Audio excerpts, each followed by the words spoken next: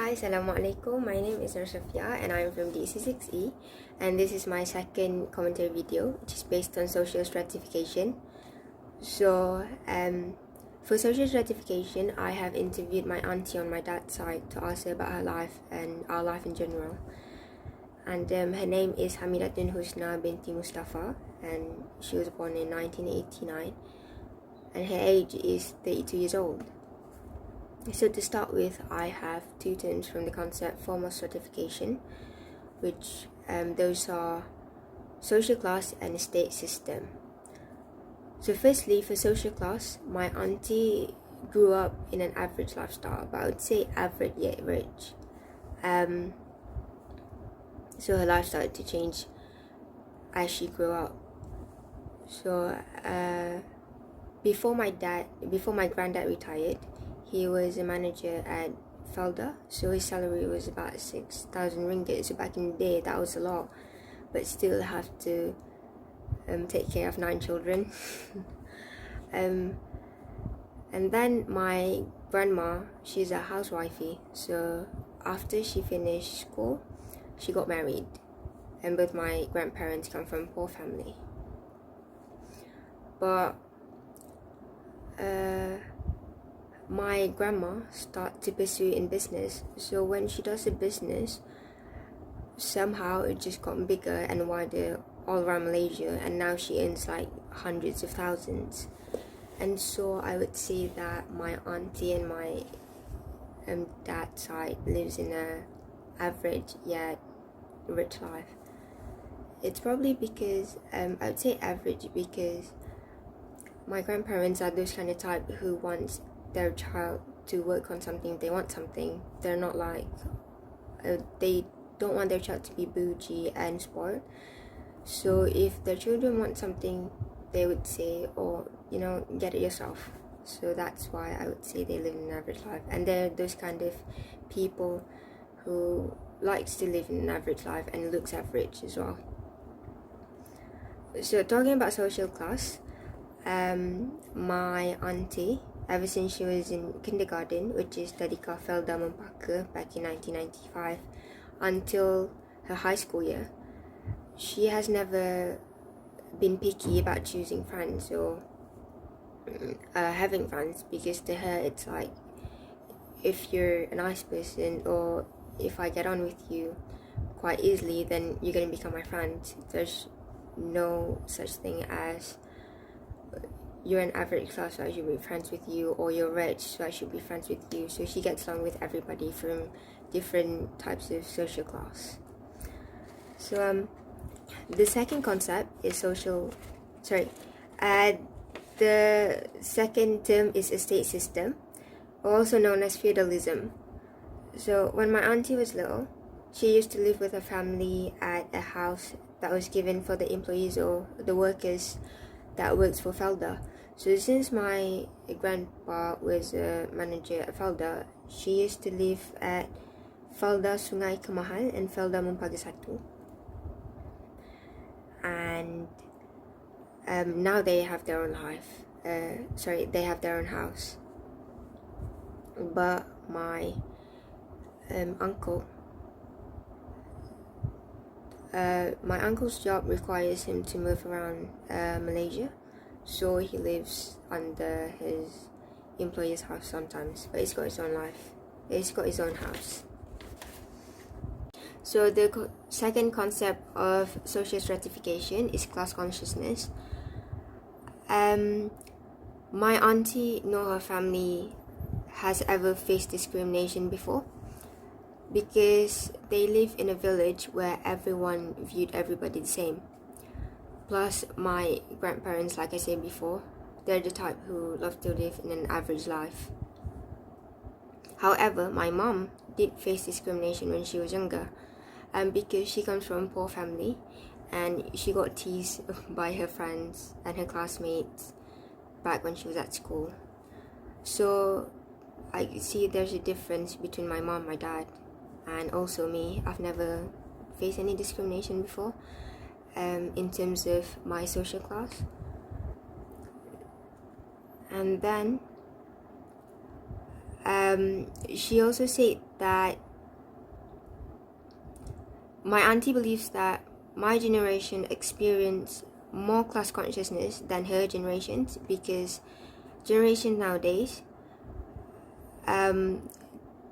there is so many influence coming from social media. As for before, there was no social media, so there's less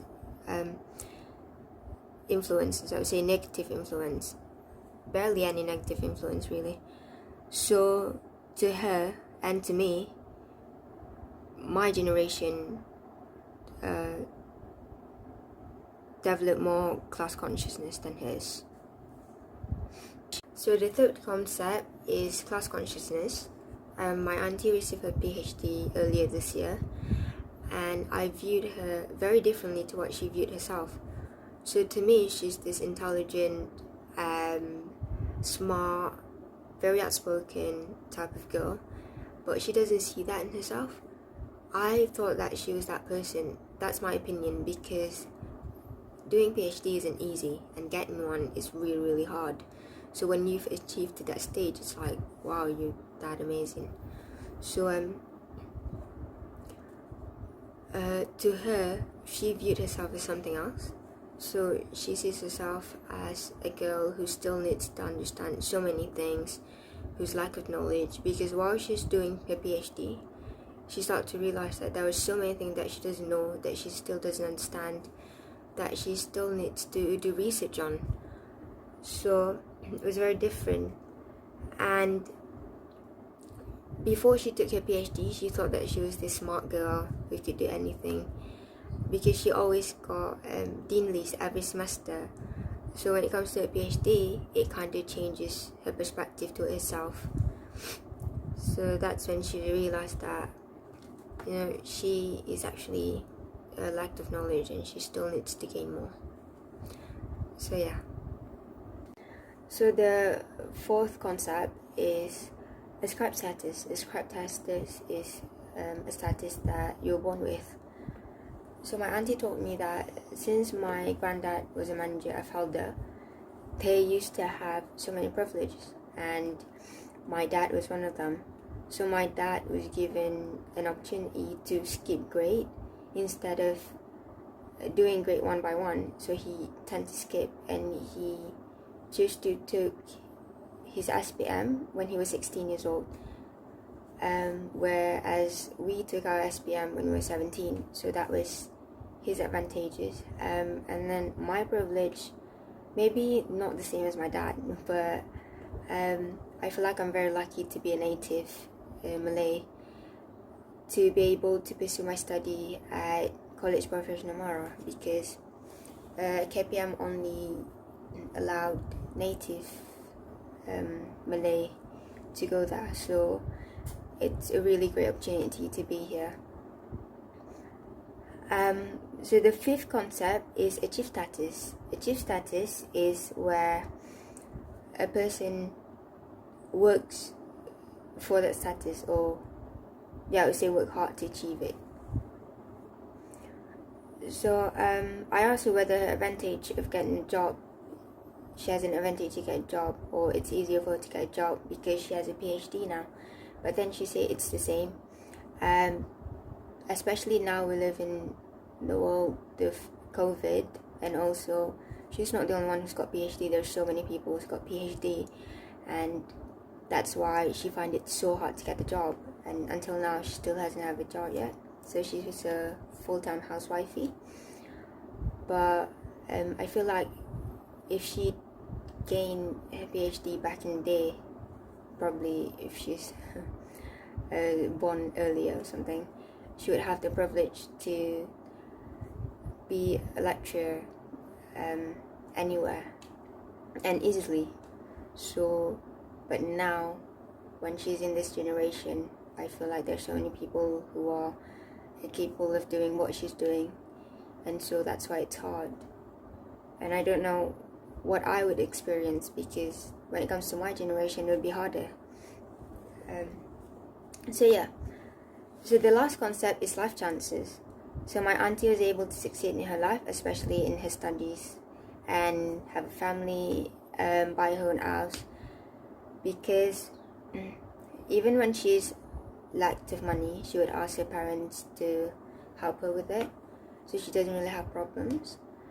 And I guess that is all about my family, her, and also my life. So I hope you like I hope you like listening to my second commentary video. Bye.